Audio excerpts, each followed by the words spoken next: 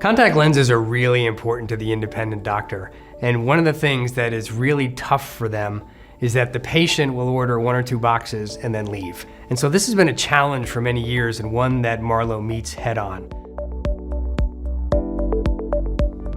Marlowe meets the consumer where they want to be met. They're on their phones, they can order the way they want to order. It's finally solving a problem that's been part of independent optometry for many years. That prescription would have left and nothing would have been purchased at the practice, but now through Marlowe, because it's so easy, because the patient is being met where they want to be met, and because they're able to use Marlowe to reorder, they're doing so, and the practices love it. Marlowe is an innovative digital platform, and I think that's what really draws the attention of the doctor. It is a great way for a practice to be able to capture the patient purchasing from them. But Marlowe does it in a way that's very convenient, very simple, and we know everybody wants great digital platforms, and Marlowe brings that to the practice in a great way. Marlowe modernizes independent optometry.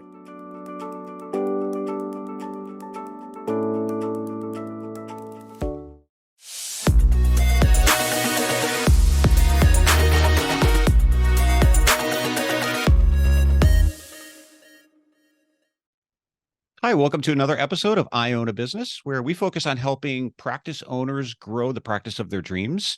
I'm your host, Dr. Steve Vargo, and I have with me Dr. Carmen Simon, who is a cognitive neuroscientist and also author of a fascinating book called Impossible to Ignore: Creating Memorable Content to Influence Decisions. So hello, Dr. Simon. Thank you so much for inviting me, and welcome everyone. So this is as we were just discussing, this is a podcast for eye care professionals. So some of the regular listeners might be wondering why we invited a cognitive neuroscientist on the show, but I think this will make more sense as we get into it. But if you don't mind, maybe just giving a little bit of background on yourself and what got you interested in the topic of your book. I think you and I have this nerdy fascination with neuroscience. I have a healthy addiction for brains. And I am intrigued by how much the brain remembers, and even more so by how much the brain forgets. I apply this knowledge to a business context. So I think this is what our audiences will find beneficial, because I want to study the brain in a way that translates into practical guidelines for practitioners. And I like that this is about I own a business, because often attention paves the way to memory, and things that we see are more likely to conduce us to form some memories versus things that we don't see. Yeah, and there's a lot of interesting takeaways even with just there in terms of what we remember, what we forget. And that's really what we're going to get into, and even the visuals, right? And creating, as we get into a few questions here, I'm curious your take on how to create stickier messages. And I think you've already alluded to one way, creating visuals, storytelling, things like that. Your book, we talked before we hit record here, I was fascinated with a lot of the topics that you covered. It covers a lot of interesting areas, but one theme of the book that really resonated with me was this topic of how can we impact decisions. And doctors and healthcare professionals spend a lot of time trying to influence behaviors, whether that's getting people to eat healthier, start exercising. In my industry, it could be wearing sunglasses outdoors or taking your contact lenses out at night, but we often run up against a fair amount of resistance from patients. And from a communication standpoint, that's an area that I've tried to understand better. How do we get patients to decide in favor of things that benefit their health, their well-being, or in our case, their vision as well? So your book, as your book stresses, people make decisions on what they remember, not what they forget. And you even said earlier, that your interest is in what we remember, but also there's a lot we forget. And we spend a lot of time as doctors, healthcare professionals, educating patients on conditions, treatment, side effects, and on and on. But so how much of that information can we actually expect patients to remember? Unfortunately, not a lot, but fortunately, you can be in charge of the little that people remember after a while. And I say a while because In the business context where I operate, and I use mainly EEG, so we capture an electroencephalogram signal. I showed you a picture, an electrocardiogram signal when people are exposed to messages, an eye tracking signal, and also a GSR, a galvanic skin response signal. So based on those, we also give people a memory test after 48 hours from being exposed to a business message. In our context, is a business message. I know that for you, it's still a message, even though in a different context.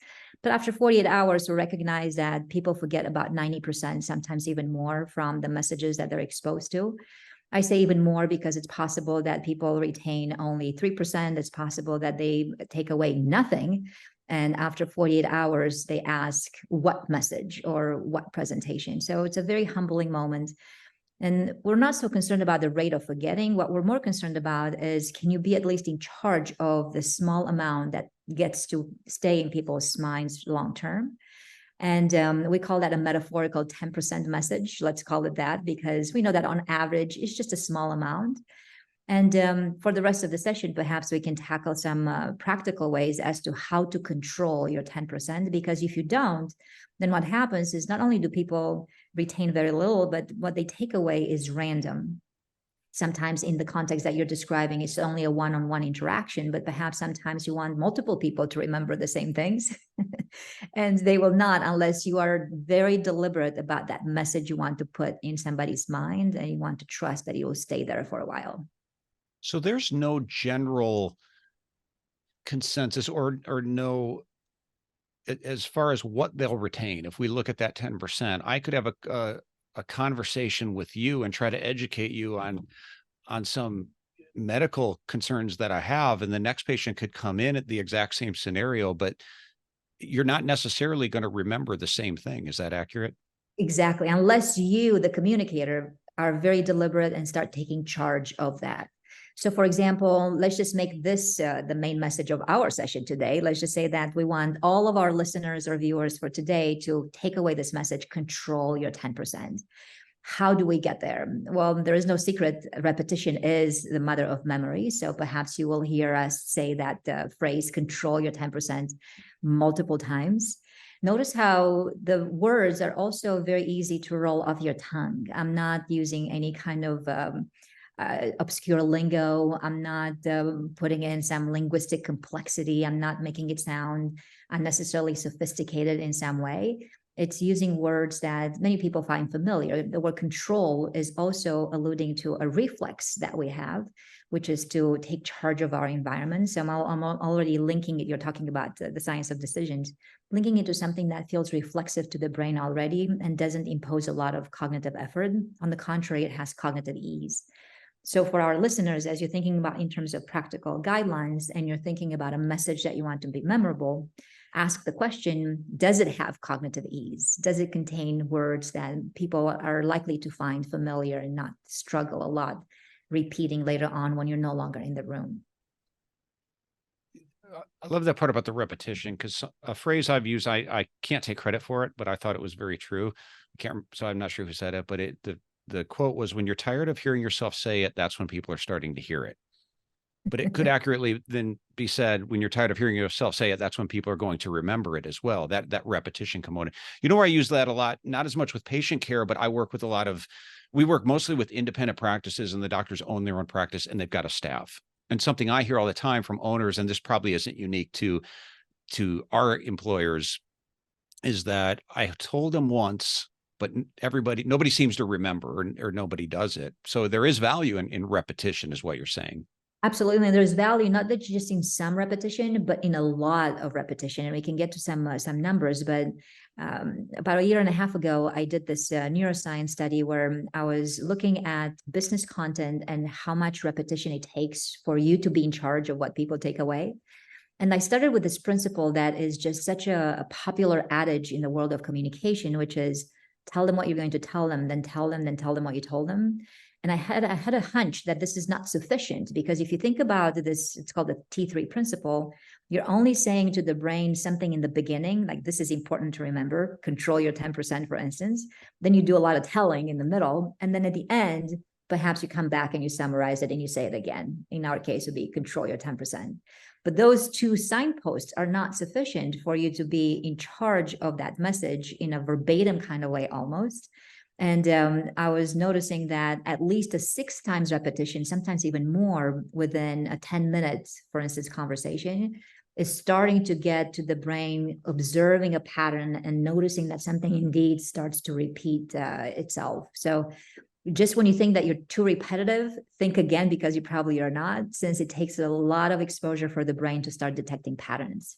Yeah, it's interesting. I was just listening to a podcast where the person being interviewed, I don't remember her title, but she said the brain is a pattern recognizing machine. And it's interesting because she said that's what it's looking for is the pattern. So it would only make sense that the repetition plays into that as well. Exactly. So you're doing it for the pattern recognition. The reason you also want to repeat a lot of the same message that you think is critical is because in order to get to long-term memory, so we're talking about what people have remember after 48 hours, you have to pass through working memory first.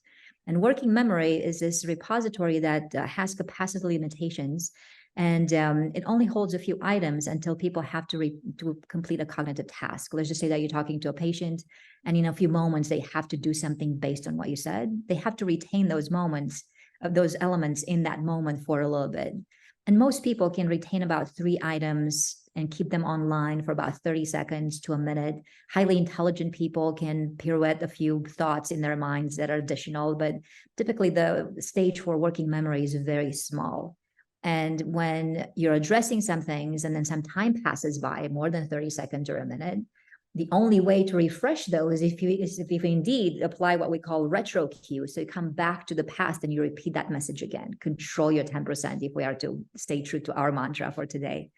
And unless there is that retro cue, that repetition, then those items will be gone and they start being replaced with new items. So it's no wonder that you exit the room and almost immediately people will have forgotten most of the things just because of those working memory limitations that we have.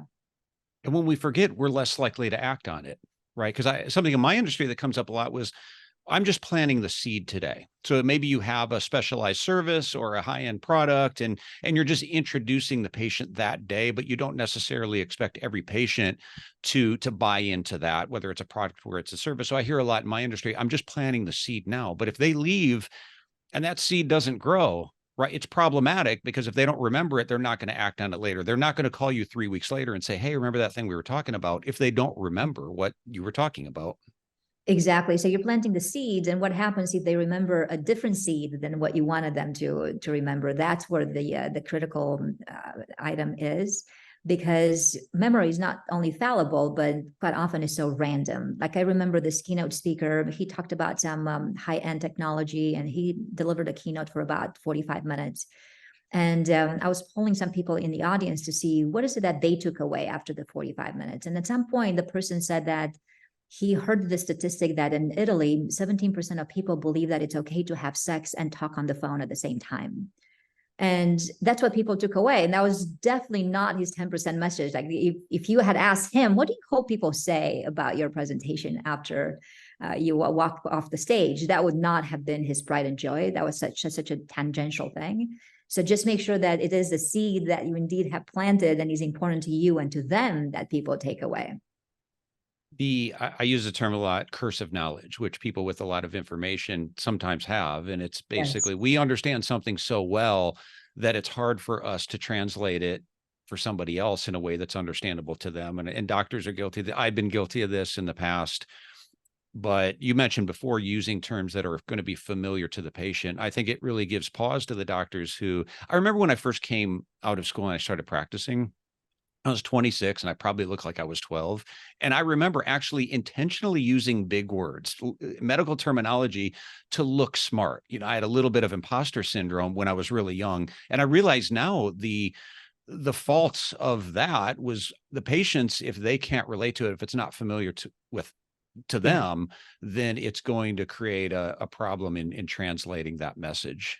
You're so right. And here are some most recent studies that I've done on the specific language that we use in business. And at some point, they might translate into a customer-patient conversation as well. I was asking a question that would allude to what you just said in terms of using sophisticated words. I tested a few word types because I was looking at business jargon. And business jargon is composed of acronyms.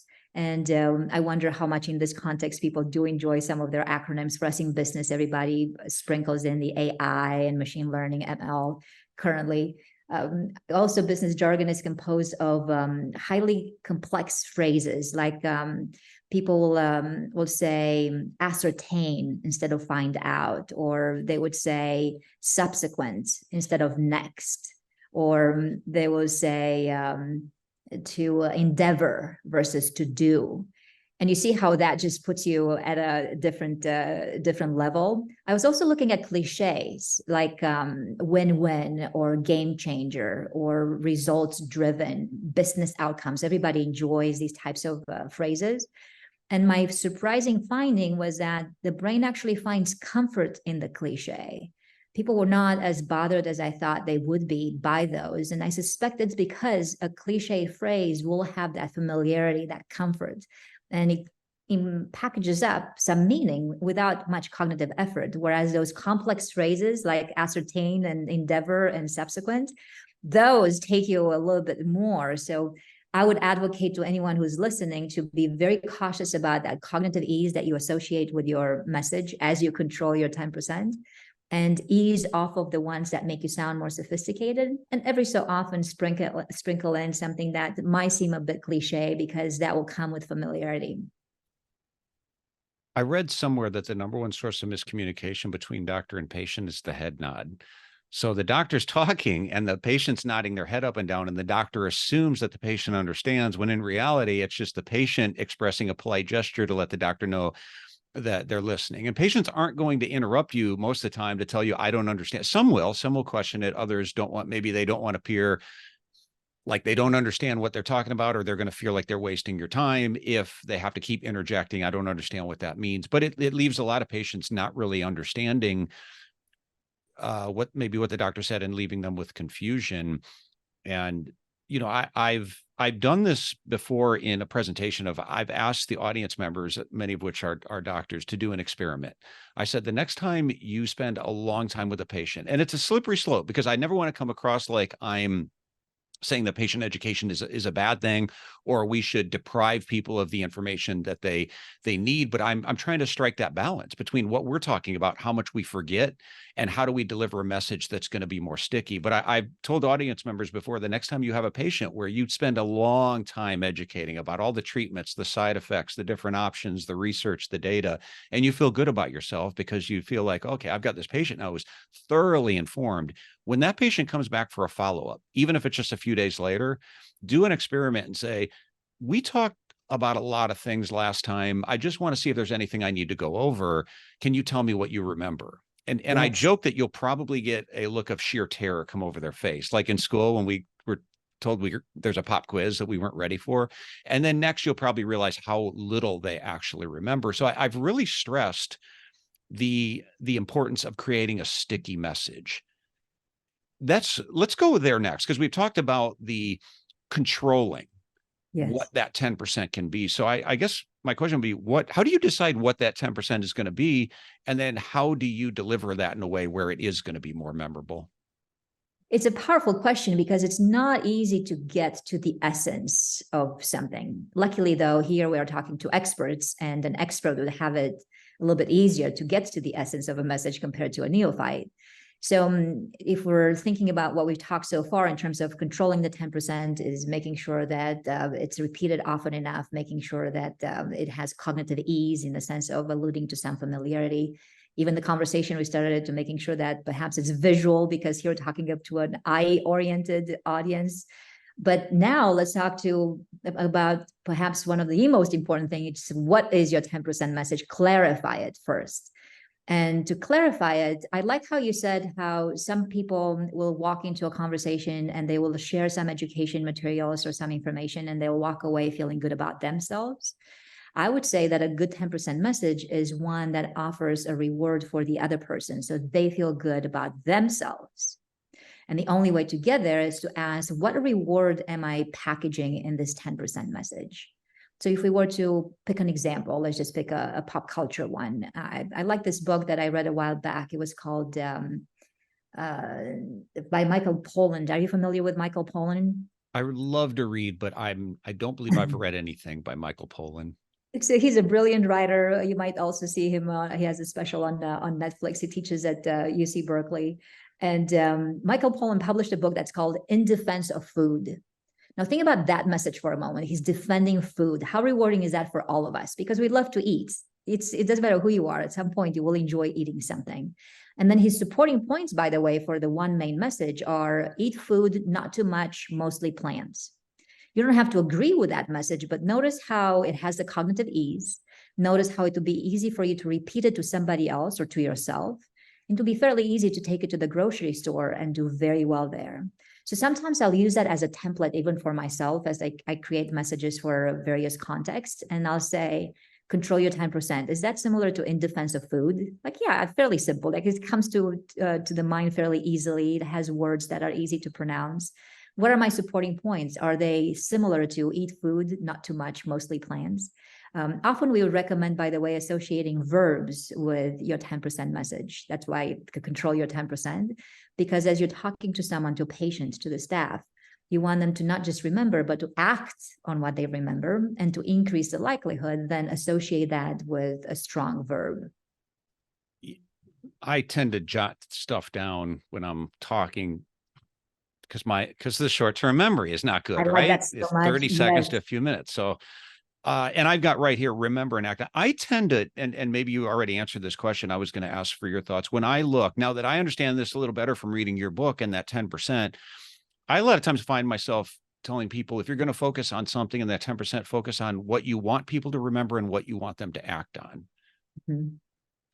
Absolutely. So as you're bridging that gap, think about what's the verb associated with this. Like in here, we're saying control your 10%. That's the verb. And I do love the fact that you're writing things down. Perhaps that's a skill, or that's another verb for all of our audiences to adopt. I finished a neuroscience study at the beginning of this year where I was looking to see what happens when the business brain watches something passively versus what happens when it's taking notes in the moment. And those notes can be in two forms, typed notes or handwritten notes. And the handwritten notes, hands down, won in these three experimental conditions. And there are many explanations for that in terms of the link between handwriting and memory, but just know that the link is there. So if you ever have the possibility, write things down, or invite, even better, ask the patient to start writing things down, enable them to do so in the moment, because that definitely helps not only with that working memory, but with long-term memory as well. Yeah. And that's where I spend a lot of time, is trying to influence decisions to improve outcomes, because I found that something a lot of healthcare professionals struggle with, I know in my industry, and I don't imagine my industry is unique in this sense, but a lot of doctors struggle with getting patients to be an adherent with their recommendations. Mm-hmm. It's like all of us. We might change for a short time, but then we go back to doing things the old way.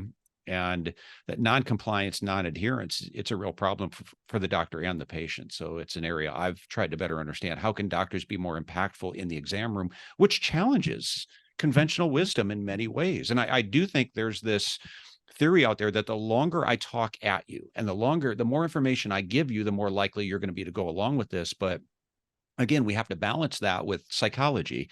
And I read somewhere, maybe you agree, or that one of the most uncomfortable emotions for the human brain is uncertainty. Our brains are constantly seeking clarity. And when we're uncertain about something, which doctors can easily create confusion for patients through some of the things we're talking about. But if the patient is left uncertain, sometimes that will cause us to hit pause on our decisions, which is why I find myself stressing the value of creating a very clear message for the patient that's very understandable. Mm-hmm. Understandable, which is what would eliminate some uncertainty. Therefore, the verb control, which is what we'll be using for our session, control your 10%, that means you're eliminating some uncertainty. And if we look at how the brain makes decisions, luckily there isn't an infinite amount of ways in which people decide, your patients will decide. There are only three. Typically people make decisions based on reflexes, based on habits, or based on goals. Usually it's a combination. And the difference between the three is that reflexes and habits don't take as much cognitive effort as goals do. When you talk to a patient, perhaps you allude to things that are goal oriented and now require some effort. People would much prefer to not think that much, often if we have the choice. So what's a way to include more reflex-like behavior as you're thinking about controlling your 10%? Well, one way that not that many people talk about, in addition to promising being in control of your environment, by the way, that's alluding to a reflex, it's this notion of making a message aesthetically pleasing. And as you're listening to this, you might think, well, but I'm not a graphic artist. I'm a doctor, I'm a staff member, I'm a business owner.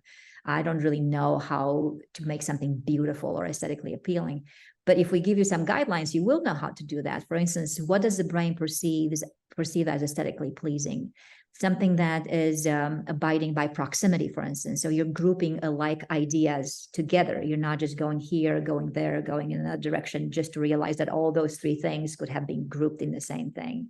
What's another aesthetic principle that the brain enjoys? Contrast. If you can portray to the brain that this is what's happening right now, but this is what could be happening in the next day if you're abiding by these things that I'm prescribing, and the contrast is sharp, the brain will find that beautiful, even though it might not be pleasing initially, but it will find that beautiful because now it can understand and perceive that contrast. What else is beautiful to the brain? Unity, when something is not just so unbalanced and looks like it doesn't belong in a sequence of things. Hierarchy of information. Sometimes you start with one main message, like we do control your 10%, and the rest is perceived as a subset of those messages. So it's very easy, if you know some of these aesthetic-like principles, to appeal to the reflexes that we have and not get the brain to think that much. So on contrast, I've used this analogy before in some talks. It's something that optometrists experience every day, but they probably don't think of it that way anymore. Which is better, one or two? And I use this as an analogy because we've all seen, and you may have been the patient in this scenario, the patient's demeanor when the choice is obvious, they're very confident and self-assured in their answer. They answer right away. Oh, that's one, that's two. They're feeling really good. But it's interesting to watch their entire demeanor change as the choices start to look very similar. Now it's long pauses. It's asking the doctor to show it to them again and again. Yes. And there's a sense of almost nervousness that they're going to pick the wrong answer. And I use that as an example of the impact that context or contrast has on the brain, where we use contrast, right, as one of the shortcuts to help us make decisions. We're always comparing things. So any situation where we're asked to choose between competing options, I tell people, help make the choice obvious in other areas, the same way that they see that difference between the choices in the exam room, which is better, one or two. If there's an area that you think a patient would be better served, but there's competing options, help make the choice obvious for them. So true. And I like how you're using the word obvious, and no better audience than ours to understand this. The brain can appreciate contrast and use it as a shortcut to thinking if it perceives the contrast. And we can quantify this perception of contrast. Sometimes if we do some experiments, for instance, and I wanted you to make sure that you detect when a sound is louder than another sound, I would have to make that subsequent sound 30% or 40% louder than the first one. If I wanted you to perceive something larger versus something that is smaller, I would have to make the difference between those lengths at least 30 to 40%. Same with brightness. So I would challenge any of our listeners or viewers to ask the question, what's my 30 to 40% difference if I were to portray contrast for somebody else's brain? So if you're guiding a patient, you're educating a patient, and you're thinking, this is your one option, but should you do this other thing, and the two things are 30 to 40% apart, the brain will perceive that contrast, and then that's more likely to act as a shortcut to thinking. So Dr. Simon, I want to close out here with something that Brené Brown calls data with a soul, stories. And that's something that I've learned through speaking, the impact that that has on memory, that we're much more likely to remember and retain a story than we are just facts and data and information. As we know, information alone can be surprisingly ineffective at getting people to act on things.